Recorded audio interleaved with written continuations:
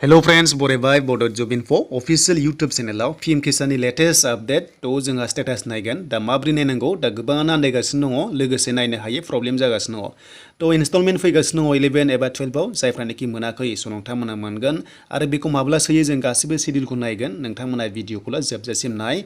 दा PM Kisanनि update लाबोयैया जोबोद गोबाव जाबायमोन मानोना जेबो आपडेट गैयामोन देन बेनिफ्राय जोंहा स्टेटास नायनाया चेन्ज जाबाय दा माब्रै नायो नोंथांमोना भिडिअखौल स्टेप बाय स्टेप नायबानो जाबाय देन बेनिफ्राय गासिबो नोंथांमोना साक्सेस जागोन दा गोबाव खालामा लोगोफोर जों थांगोन अफिशियेल साइटआव PM किसाननियाव देन जोङो PM किसानाव फैनाय लोगो लोगो बेबादि मोनसे वेबसाइट फैयो देन नोंथांमोना बेबादि मोनगोन आरो स' बेनिफ्राय पेमेन्टआ माब्ला हाबो जों बेखौ मिथिनाया जोबोद इम्परटेन्ट देन बेखौ जों नायोब्ला मा स' नोंथांमोना नायोब्ला नै माखासे बेवहाय सेसन दङ जेरै डिसेम्बरनिफ्राय मार्चसिम बेनिफ्राय आगष्टनिफ्राय नभेम्बरसिम स' नोंथांमोना बे नभेम्बर दाननि सिगांनो मोनसे मोनगोन 11 एबा 12 आव बे नोंथांनि सायाव नोंथाङा बेसेबां मोनबोगासिनो दङ बे नोंथांनि सायाव सोनारगोन दे दा बेयाव के जाबाय देन बेनिफ्राय जोंहा नेक्स्टआव फैबाय दानिया स्टेटास जों चेक खालामबाय दा जोंहा स्टेटास नायनायाव एसे चेन्ज जाबाय बेनिफ्राय मबाइलाव नायोब्ला डेस्कटप खालामना ला 3 डटआ थुनानै दायो आं बेयाव डेस्कटप खालामसै देन आं बेयाव डेस्कटप साइट खालामबाय देन बेनिफ्राय लडिं जानाय लोगो लोगो पेजआव फैदो नोंथांमोना बेनिफ्राय बेनिफिसियारि स्टेटास मोनसे अपसन मोनोना बे घरियाव नोंथांमोना क्लिक खालामना होदो देन खालामनाय लोगो लोगो दानिया एसे चेन्ज जाबाय बेनिफिसियारि स्टेटास नायनाया दा बेखौ नायनोब्ला मा खालामनांगौ आधार कार्ड जों आपडेट खालामदोंमोन ना बे आधार कार्डजों मबाइल नाम्बारजों लिंक थानाय जानांगोन मानोना नोंनाव OTP फैगोन आरो OTP खौ होनानैसो नोंथांमोनाहाय स्टेटासखौ नायनो हायो दा बेखायनो जों मा खालामनांगोन फार्स्टआव जों मबाइल नाम्बारखौ होनांगोन नोंथांमोना नैबावहाय बेयाव मबाइल नाम्बारखौ होबानो जाबाय देन बेनिफ्राय एन्टार केप्सा सिकिउरिटि कोडआ इमेज कोडआ नै स' नोंथांमोना बे दङना बेखौ होनांगौ नाथाय बेयाव ओरैबायदि जायो जायफ्रा मबाइलाव नायो अब्ला नैबे कोडआ बियो जाया बेखौ जानाय खालामबा मा खालामनांगौ नोंथांमोना बेयाव खनसे नारहाब स' नारहाबनानै मा जायो नोंथांमोना प्रिभिउ इमेज दङना मोनसे प्रिभिउ अपसन दङ प्रिभिउआव क्लिक खालामबा बियो चेन्ज जागोन लास्टआव नोंथांमोना मोनदों LA मोन ना दा बियो प्रिभिउआव लांनाय लोगो लोगो मा जागोन बेसो रेला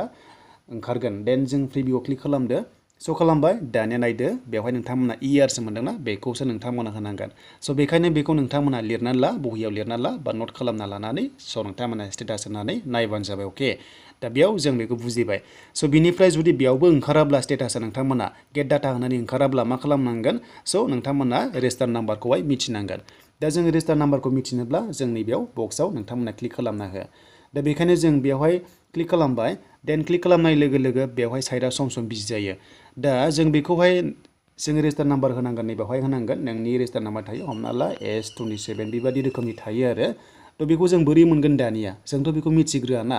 बेनिफ्राय जोंहा मिथिग्रोआ अब्ला मा खालामगोन स' नोंथांमोना एसे गोजौआव फैनानै स' नोंथांमोना नैबे मोनसे अपसन मोनदों बेयाव क्लिक खालामना ला नोंथांमोना click two हियार know your registration नाम्बाराव बेयाव खनसे क्लिक खालामना ला देन आं बेयाव क्लिक खालामबाय ना स' बेनिफ्राय मा खालामनांगोन दानिया जाय मबाइल नाम्बारा नोंथांमोना लिंक दङ आधार कार्डजों बेखौ नोंथांमोना बेयाव एन्टार खालाम दाखालि जायफ्रानोखि आपडेट खालामदोंमोन आधार कार्ड भेरिफाइ खालामदोंमोन ना OTP हिसाबै स' बेखौसो होनांगोन नोंथांमोना मबाइल नाम्बारखौ नोंनिखौ होग्रोदो बेनिफ्राय नोंनाव OTP थांगोन बेनिफ्राय फिन खेबसेबाव नैबे खेबसाया जोंहा बे नङा स' नोंथांमोना नङाब्ला मिथिखाबायमोन ना नारहाबनांगौ दे बेखौ नारहाब स' नारहाबनानै प्रिभिउआव लांदो अब्ला बे चेन्ज जाबाय होननाय अके स' बेखौ नोंथांमोनाहाय मा खालामनांगौ बेखौहाय नट खालामना लादो बेखौसो होनानै नोंथांमोना गेट डाटायाव थांनांगोन अब्लासो नोंथांमोननि ID नाम्बारखौ मोननो हागोन आरो स्टेटासखौ नायनो हायो दा बेखायनो जों बेखौहाय जोङो स्क्रिनशट खालामना लादो बा नोंथांमोना बेखौहाय नट खालामनानै लादो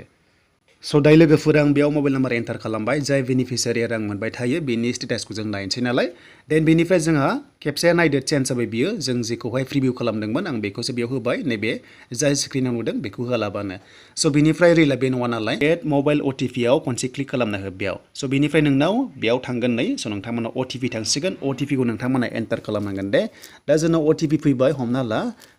थ' जों OTP खौ बेयाव होनोसै दानिया दा लोगोफोर जों बेयाव सेन्ड OTP होनाय लोगो लोगो जोंनाव मेसेज फैयो नोंथांमोना जाय मबाइल नाम्बारा आधार कार्डजों लिंक दङ बेयाव फैगोन देन बेनिफ्राय जुदि थाङाब्ला रिसेन्ड खालाम मोनसे रिसेन्ड OTP मोनदोंना बेयाव क्लिक खालामनांगोन होमबानो थांगोन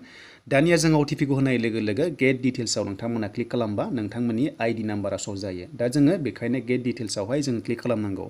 दा जों खालामबाय बेनिफ्राय नोंथांमोना नाय स' नोंथांमोना मोनबायना बेयाव नोंनि बेनिफिसियारि केन्डिडेटनि नाम फैबाय देन बेनिफ्राय मा मोनखो जोंहा ID नाम्बारखौ मोनबाय बे ID नाम्बारखौ नोंथांमोना दानिया कपि खालामना लादो बा नोंथांमोना सेभ खालामना लादो बा लिरना लादो अके दा जों कपि खालामबाय ना स' बेनिफ्राय जों मा खालामनांगोन जों बेक थांनांगोन जों बेक थांनानै जोङो स्टेटासखौ नायफिनगोन जों बोरै नायो अके दा जों बेक फैबाय स' बेनिफ्राय जोंहा नै बेयाव जोंहा रेजिस्ट्रेसन नाम्बारा जों बेखौ बेयाव दाना एन्टार खालामफिननांसिगोन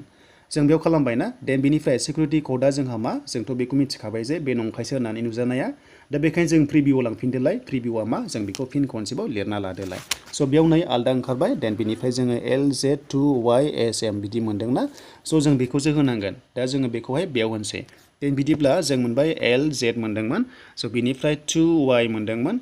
बेनिफ्राय SM जों मोन्दोंमोन ना देन बेखौ जों मा खालामनांगोन दानिया जोङो गेट डाटायाव खनसे क्लिक खालामना होदो दा जोङो गेट डाटायाव बेयाव क्लिक खालामसै अके दा बेयाव आं खालामबाय नै लडिं जागासिनो दङ दानिया बेनिफिसियारि स्टेटासआ बेयाव श' जाबाय नै स' नोंथांमोना नायदो बेयाव बिनि नाम ओंखारबाय जाय रां मोनबाय थायो देन बेनिफ्राय बिनि स्टेटासआ मा जाना दङ रेजेक्ट एबा एक्सेप्टेड जों बेखौबो नायगोन स' बेयाव ओंखारबाय नै स' नोंथांमोना नायदो नै बेयाव डिटेल्सआ ओंखारबाय थ' बेवहाय डिटेल्सआ ओंखारबाय आरो बेनिफिसियारि नेम ओंखारबाय जाय बिथाङा रां मोनबाय थायोमोन पिएम किसानाव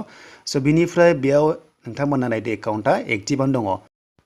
दायोथ' बेनि एकाउन्टआ एक्टिभआनो दङ देन बेनिफ्राय आधार नाम्बाराबो भेरिफाइड जाबाय नोंथांमोना नुनो मोन्दों बेनिफ्राय बेंक स्टेटासआव फैनाय लोगो लोगो नोंथांमोननि एकाउन्टआ प्रसेसआव दंगासिनो दङ एकाउन्ट डिटेल्सआ प्रसेसआव दंगासिनो दङ आन्डार प्रसेस जागासिनो दङ मानोना भेलिडेसन खालामदों माने नोंथांमोनखौहाय भेरिफाइ खालामगासिनो दङ दा गासैबो अके जायोब्ला नोंथांमोननि एकाउन्टआव जेब्ला सरकारा रांखौ सोगोन अब्ला नोंथांमोना नै बेबादि इनस्टलमेन्ट हाबनाय बादि नोंथांमोननि एकाउन्टआव 11 एबा 12 किस्तिया एबा इनस्टलमेन्टआ नोंथांमोनाव हाबगोन दायो रां सोथ'खायाखै जेब्ला सोगोन स' नोंथांमोना मोननो हागोन नै दा बिथाङा 10 सिम मोननानै दङ देन बेनिफ्राय 11 एबा 12 बिथाङा जेब्ला गभर्नमेन्टआ रिलिज खालामगोन अब्ला नोंथांमोना मोननाय जागोन जायखिजाया नोंथांमोना नभेम्बरनि सिगां मोननाय जागोन अक्ट'बर नङाबा सेप्तेम्बर लास्ट उइकआवबो नोंथांमोननि एकाउन्टआव राङा हाबनो हागौ दा बेखायनो आगष्टनिफ्राय नभेम्बरसिम हाबो नालाय 2000 देन बेनिफ्राय दान मोनब्रैजों मोनसे हाबो नालाय स' नोंथांमोनाथ' बेखौ मिथिखायो गभर्नमेन्टनि बे मदि सरकारनि राङा पिएम किसाना दान मोनब्रैनि गेजेराव मोनसे इनस्टलमेन्ट हाबनाय जायो 2000 दा बेनोमोन स्टेटास नायनाय प्रसेसा नोंथांमोना स्टेप बाय स्टेप फल' खालामनानै नायबानो जाबाय